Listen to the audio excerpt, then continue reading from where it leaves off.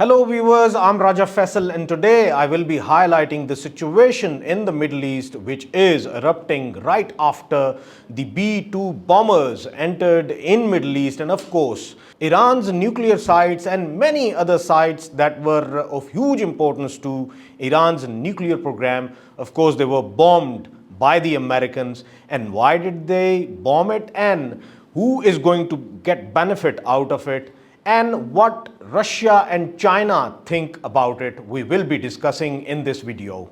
First of all, the biggest beneficiary of this attack is of course Benjamin Netanyahu, because since and throughout his political career, he has always been claiming that he will be the one who neutralizes Iran's nuclear program, and if he himself doesn't do it, of course the Americans will do it. And since Israel was bombing since last week on Iran, the Israelis were desperately seeking American assistance in busting the bunkers for the nuclear program. Of course, we know that it was an open secret that the Iranian nuclear program was going on. The installments were right inside the land, and of course that required the bunker busters to be used. That's why we saw that B-2s that flew from America itself and came all the way to Iran, and they bombed it. So Benjamin Netanyahu is the biggest beneficiary of this, because whenever he was standing in the elections, the narratives he has been pursuing, it was all about how he will be neutralizing the nuclear program of Iran. And here we are, he forces US to do it for him. And as we all know that the American politics has a huge influence of AIPAC. Of course, AIPAC plays a pivotal role in American election, and we know, be it Republicans or Democrats, every president who ever comes in the Oval Office, they ensure that the Israeli interests are safeguarded by the US. Now, in this whole scenario, we can figure out that the Iranians are not going to sit idle.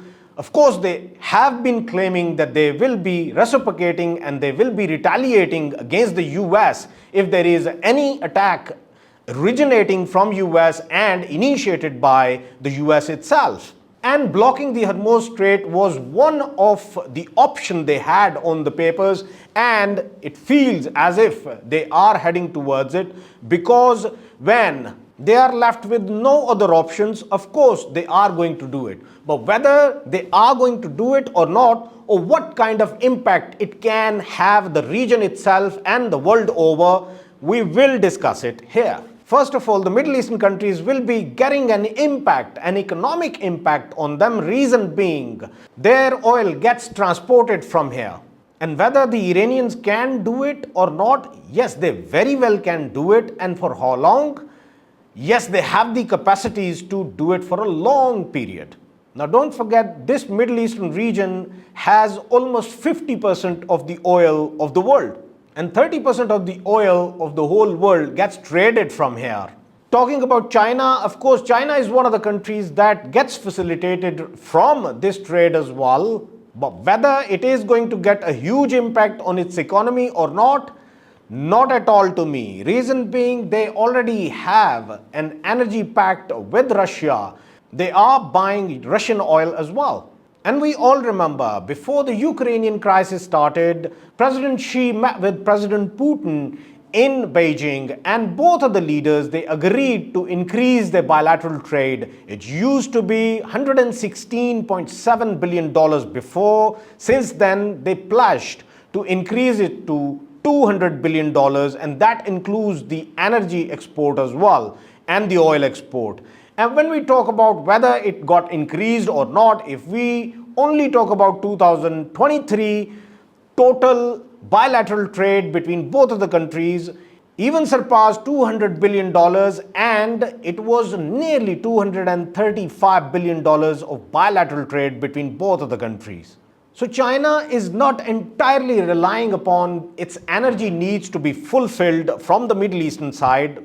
It has many more avenues to get the energy.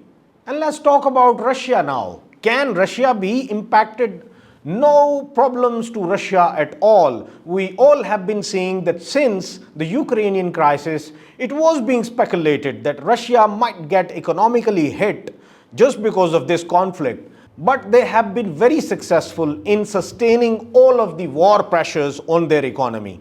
And what about the European countries? We all know that since the Ukrainian crisis, as Europe is not getting its energy being transported to them or being given to them from the Russian side, they have been relying upon oil and gas. They were taking it from the Middle Eastern countries, and yes, they are going to be badly affected in terms of their transportation, in terms of their importing the oil and gas from the Middle Eastern countries. So in a way, the European countries, they will be the worst hit in terms of inflation, because if it gets very hard for them to get the energy needs fulfilled from the Middle Eastern countries, of course, it would be a huge challenge and the inflation would be breaking all of the roofs. Now, overall, what could be the ultimate way forward out of this crisis? The only one is talks. Talks between the Americans and the Westerners and all of the stakeholders in this crisis. And the only solution is that all of the countries, they need to sit down and talk about the peace.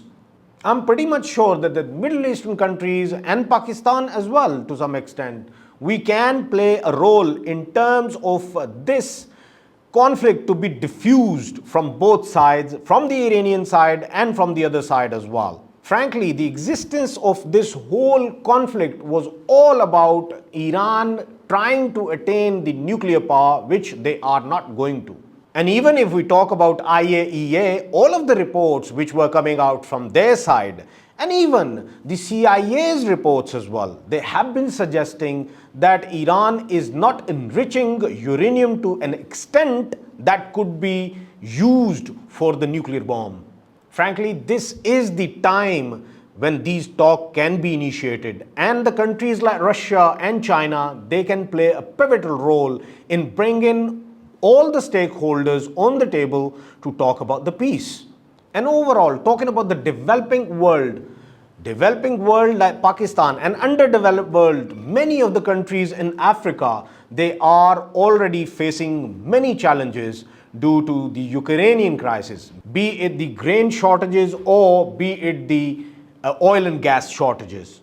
So the countries like underdeveloped countries, Pakistan and many more, they seek a just solution to this conflict. They seek a peaceful solution to this conflict. And my assessment about this whole conflict and the way forward is that eventually all the solution will head towards the positive direction related to, as we know, that the Israelis, they were seeking neutralization of Iran's nuclear program, which is done. If we talk about the American side, of course, they wanted this and it has been done.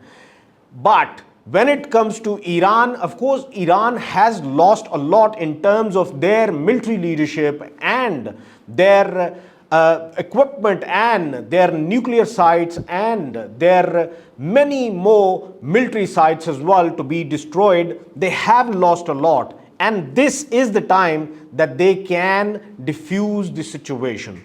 We shouldn't be forgetting that the main outcry which was being heard from the American and the Israeli side was that they wanted a regime change in Iran. To me, regime change at this hour, it will never ever take place in Iran. Reason being, the timing is so crucial, and the people of Iran themselves, they are so angered that they will never be accepting anyone else other than this current regime. So if we talk about Ayatollah Khamenei, he will stay, but of course their military leadership that had been eliminated during this crisis. Another aspect of the timing, well, this is going to be the month of Muharram, and in which the whole thought process of Iran revolves around one thing: never submit to Yazid. And they consider today's Yazid is Americans and Israelis. So in this month of Muharram, of course, they will never submit to that. And they will be standing with Ayatollah Khamenei. One thing is for sure, when this crisis is being diffused, all of the stakeholders must realize that the whole conflict revolves around the Palestine issue. Unless that Palestine issue is not resolved, the sustainable peace can never be achieved in Middle East. And I'm pretty much sure all of the think tanks sitting in Washington, sitting in Tel Aviv, sitting elsewhere in the world, they will be realizing this, that the ultimate solution of this whole crisis revolves around Gaza, revolves around Palestine. Friends, that's it for today. Do subscribe my channel and do leave the comments. Do ask me questions. Do highlight wherever I am wrong so that I can fix myself. Take very good care of yourself.